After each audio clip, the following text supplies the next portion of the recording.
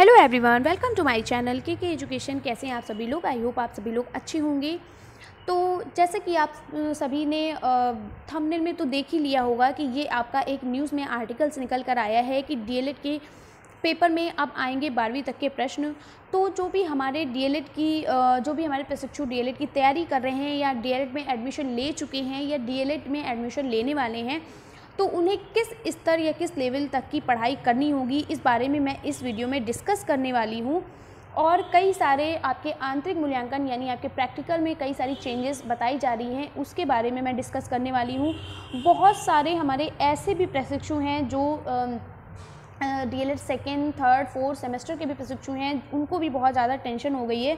उनके भी मन में ये सवाल उठ रहा है, क्या मैं भी ये जो रूल लागू हुआ है, ये जो नियम जो है लागू हुआ है, क्या ये नियम हम पे भी लागू होगा? यानी जो सेकेंड, थर्ड, फोर्थ सेमेस्टर के हमारे जो प्रशिक्षु हैं, क्या उनके लिए भी ये नियम लागू होगा या केवल ये डीएलएड इस बार जो 2022 में जो डीएलएड के लिए एडमिशन ले रहे हैं प्रशिक्षु, यानी जो डीएलएड फर्स्ट सेमेस्टर के प्रशिक्षु है, ये नियम सिर्फ उनके लिए लागू है? इस बारे में भी मैं आपसे चर्चा करने वाली हूँ। इस बारे में मैं आपसे डिस्कस करने वाली हूँ। तो मैं यही कहूँगी कि ये सभी जानकारी प्राप्त करने के लिए आप वीडियो को पूरा देखिएगा। अगर आपको इससे संबंधित सारी जानकारी लेनी है तो वीडियो को पूरा देखिए। अगर आप चैनल पर नए हैं तो चैनल को लाइक, सब्सक्राइब और शेयर कर लीजिए, ठीक है, ताकि इसी तरीके की नोटिफिकेशन आपको मिलती रहे। तो चलिए देखते हैं कि ये जो आपका न्यूज़पेपर में जो आर्टिकल्स आया है इसके बारे में देखते हैं। तो इसमें कहा गया, परीक्षा नियामक प्राधिकारी ने सरकार को भेजा प्रस्ताव। यानी परीक्षा नियामक प्राधिकारी जो हैं उन्होंने सरकार को बहुत पहले प्रस्ताव भेजा था, इसी बार मतलब बहुत पहले प्रस्ताव भेजा है। उन्होंने कहा है कि डीएलएड के पेपर में अब आएंगे 12वीं तक के प्रश्न, ठीक है। तो 12वीं तक के प्रश्न, जैसे कि अभी मैंने आपको बताया कि पहले जो आपके डीएलएड के जो क्वेश्चंस आते थे, यानी जो डीएलएड की बुक थी वो 6 to 8 स्टैंडर्ड के क्वेश्चंस आते थे। 6 to 8 स्टैंडर्ड की जो SCERT की जो बुक होती थी, इनसे ही रिलेटेड आपके क्वेश्चंस आते थे। सारी आप 6 to 8 की जो SCERT की जो बुक आती हैं, आपने सरकारी स्कूलों में देखा होगा, वही उसी बुक से आपके क्वेश्चंस आते हैं, उससे बाहर एक भी क्वेश्चंस नहीं आता है। अगर आपके पास 6 to 8 क्लास की SCERT की बुक है, तो अगर आप उसको ही पढ़ के जाते हो तो उससे बाहर एक भी क्वेश्चन नहीं आते, उसी से पूछे जाते हैं। और मैं ज़्यादातर आपको 6 to 8 स्टैंडर्ड की SCERT बुक से ही पढ़ाती हूँ, क्योंकि ज़्यादा से ज़्यादा क्या सारे क्वेश्चन इसी से फंसते हैं। मैं राजन सीरीज़, पवन सीरीज़ को आपके से प्रैक्टिस सेट के लिए आपको बता देती हूँ कि हाँ आप इससे पढ़ सकते हैं, लेकिन मुझे सबसे बेस्ट बुक जो लगती है वो 6 to 8 SCERT की बुक लगती है। इसी से आपके क्वेश्चन ज़्यादा बनते हैं और मैं इसी से आपको नोट्स देती हूँ, इसी से आपको पढ़ाती हूँ, ठीक है। तो देखते हैं बदलाव की तैयारी क्या क्या है। प्रयागराज वरिष्ठ संवाददाता, डिप्लोमा इन एलिमेंट्री एजुकेशन, यानी जिसे आप DLED कहते हैं, DLED का फुल फॉर्म होता है डिप्लोमा इन एलिमेंट्री एजुकेशन। इसमें प्रश्न पत्रों का स्तर, यानी जो आपके पेपर आते हैं उनका लेवल अब 12वीं तक करने की तैयारी है। सेमेस्टर परीक्षाओं में अब तक 8वीं स्तर तक के ही प्रश्न पूछे जाते थे, यानी कक्षा 6 से लेकर 8 तक की जो SCERT की बुक होती है उसी से प्रश्न पूछे जाते थे। परीक्षा नियामक प्राधिकारी की ओर से प्रश्न पत्रों की प्रकृति में बदलाव का प्रस्ताव सरकार को भेजा है। फिर कहा है, राष्ट्रीय अध्यापक शिक्षा परिषद NCTE के नियमों के अनुसार डीएलएड में प्रवेश की न्यूनतम योग्यता 12वीं पास होना है। यानी सबसे कम योग्यता जो 12वीं पास होना, आपको पता है जो ग्रेजुएट किए होते हैं या पोस्ट ग्रेजुएट किए होते हैं वही आपके डीएलएड का फॉर्म भरते हैं, यानी जो BA, BSc या BCom किए होते हैं वो डीएलएड का फॉर्म भर सकते हैं। तो यहाँ पर कहा गया कि न्यूनतम योग्यता 12वीं पास होना चाहिए। लेकिन यूपी में स्नातक पास अभ्यर्थियों को प्रशिक्षण कराया जाता है, ठीक है। वैसे तो कम से कम 12वीं पास होना चाहिए, लेकिन यूपी में क्या होता है, यूपी में जो आपके स्नातक यानी जो आपके ग्रेजुएट होते हैं, स्टूडेंट होते हैं, उन्हीं को ये कोर्स कराया जाता है, ठीक है। इसके लिए पेपर का स्तर कम से कम 12वीं तक रखने का सुझाव दिया गया है। यूपी के 67 जिले यानी 67 जिला शिक्षा एवं प्रशिक्षण संस्थानों में डीएलएड की 10,600 और 3,103 निजी कॉलेजों में 2,31,600 सीटें हैं, ठीक है, या 23,1600 सीटें हैं। तो ये चीज़ बताई गई है यहाँ पे। तो समझ में आ गया आप लोगों को कि अब आप लोगों के मन में यही डाउट्स हैं, बहुत ज़्यादा आप लोग परेशान हैं कि भाई क्या होता था। कुछ हमारे ऐसे प्रशिक्षु होते थे, डीएलएड के ऐसे प्रशिक्षु हैं जो डीएलएड के साथ साथ दूसरा भी कोई काम करते हैं, या कहीं भी वो जॉब कर रहे होते हैं, प्राइवेट जॉब कर रहे होते हैं या कुछ भी कर रहे होते हैं। तो क्या होता है, जब पेपर होता है तभी वो पढ़ाई करना शुरू करते हैं।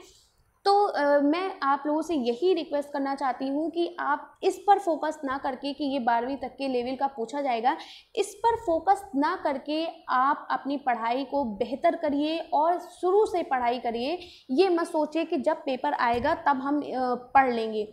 क्या होता है, जब देखिए आपने देखा होगा रिजल्ट तो आपके सामने ही था। इस बार क्या हर बार ही ऐसा रिजल्ट आता है, लेकिन इस बार कुछ ज़्यादा ही गंदा था। आपको पता है जब कक्षा 6 से 8 तक के लेवल के क्वेश्चन पूछे जाते थे तब तो लोग इतने ज़्यादा लोगों की बैक लगती है, इतने ज़्यादा लोग फेल होते हैं। और अगर 12वीं तक के लेवल का पूछा जाएगा तो हमारे प्रशिक्षु और भी तो कर नहीं पाएंगे, क्योंकि आप भाई 12वीं तक के आप हिंदी, इंग्लिश और सामाजिक विज्ञान और विज्ञान इस तरीके के आप प्रश्नों को तो कर ही लेंगे, इस तरीके के पेपर को सॉल्व कर लें, लेकिन आपके लिए सबसे टफ जो है वो मैथ्स है। क्या आप 12 की मैथ्स कर पाएंगे? नहीं कर पाएंगे भाई। बहुत से हमारे ऐसे प्रशिक्षु हैं जो कक्षा 6 से 8 तक की मैथ्स को नहीं लगा पाते हैं, मैथ में कमज़ोर हैं, तो वो 12वीं की मैथ क्या लगा पाएंगे। ठीक है, तो इसीलिए कह रहे हैं कि आप इन सब चीज़ों पे फोकस मत करिए, आप अपनी पढ़ाई को जारी रखिए, जैसे आप पढ़ रहे हैं वैसे पढ़ते रहिए। और जो भी हमारे प्रशिक्षु जो पढ़ नहीं पाते हैं, जो डीएलएड के साथ साथ और भी अन्य काम कर रहे हैं, वो भी पढ़ना शुरू कर दें। भाई आपको क्या होता है, चैनल पर वीडियो मिलती रहती हैं, आप चैनल को सब्सक्राइब करिए, मेरे चैनल को सब्सक्राइब करिए। और आप क्या करें, वीडियो को रात में एक बार ज़रूर देखा करिए, क्योंकि मैं ज़्यादा वीडियो नहीं देती हूँ, दिन में सिर्फ एक ही वीडियो डालती हूँ। आप एक वीडियो तो 24 घंटे में एक बार देख ही सकते हैं। ठीक है, और मैं जो हमारे डीएलएड फर्स्ट सेमेस्टर के प्रशिक्षु हैं, जिन्होंने अभी एडमिशन लिया है, जो डीएलएड की तैयारी करना चाहते हैं, वो भी मेरे चैनल से जुड़ जाएं, क्योंकि आपको मेरे चैनल पर सभी प्रकार की वीडियो मिलेंगी, सभी सब्जेक्ट से रिलेटेड आपको वीडियो मिलती रहेंगी और सभी सब्जेक्ट की वीडियो आपको उस पर मिलेंगी। आप प्ले लिस्ट में जाएँ, प्ले लिस्ट में आप जिस भी सब्जेक्ट की वीडियो को देखना चाहते हैं, जिस भी सब्जेक्ट को आप पढ़ना चाहते हैं, आपको उस सब्जेक्ट की वहाँ पर वीडियो मिल जाएगी।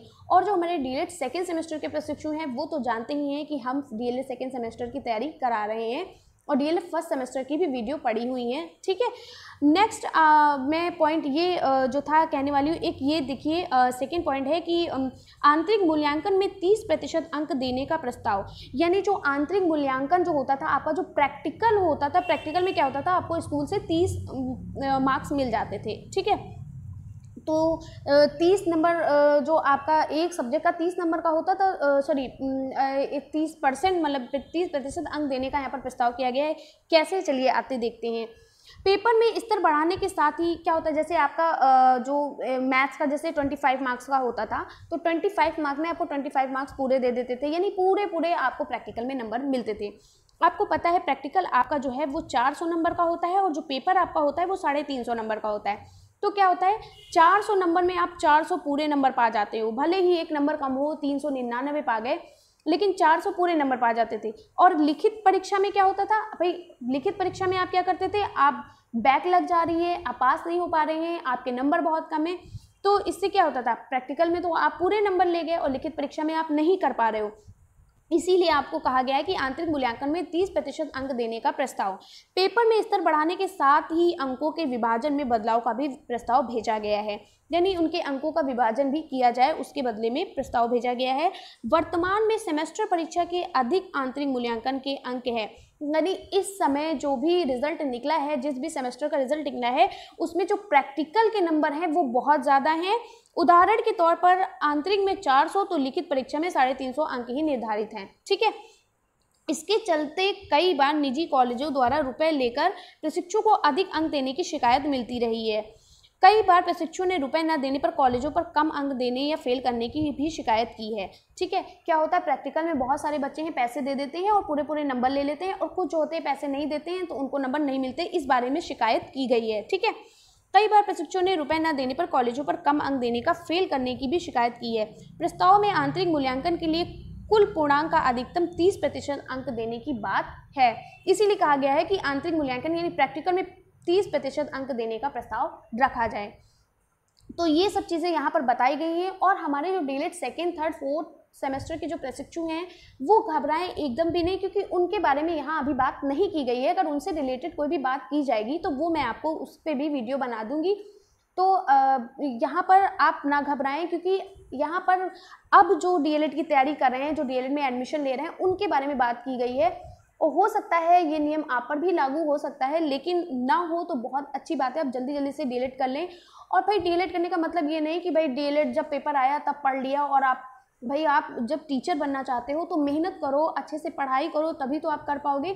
तो इसीलिए ये कहा गया है कि ये सिर्फ उन्हीं बच्चों की या उन्हीं प्रशिक्षकों की वजह से ये सब रूल्स या ये सब नियम लागू हो रहे हैं जो हवा में पढ़ते हैं, यानी कि जब पेपर आया तब पढ़ के चले गए, इस तरीके से इसलिए ये रूल लागू हो रहा है। तो आप पढ़िए, मेहनत करिए और अच्छे से अच्छे मार्क्स लाइए, ताकि ये सब नियम आप पर लागू ना किए जाएं। तो कैसी लगी वीडियो कमेंट्स बॉक्स में ज़रूर बताइएगा। अगर आपके कोई भी डाउट्स हैं तो आप कमेंट्स में लिख सकते हैं, और मैं उन डाउट्स को बहुत अच्छे से क्लियर करूँगी, ठीक है। तो अगर आप चैनल पर नए हैं तो चैनल को लाइक और सब्सक्राइब और शेयर करना तो बिल्कुल भी मत भूलिएगा। और हमारे जितने भी डीएलएड फर्स्ट सेमेस्टर के प्रशिक्षु डीएलएड फर्स्ट सेमेस्टर की तैयारी करना चाहते हैं वो भी हमारे चैनल को सब्सक्राइब कर लें, उनको उनसे रिलेटेड सारी वीडियो मिलेगी, ठीक है। तो मिलते हैं इसी तरीके से नेक्स्ट वीडियो में, तब तक के लिए बाय बाय, टेक केयर।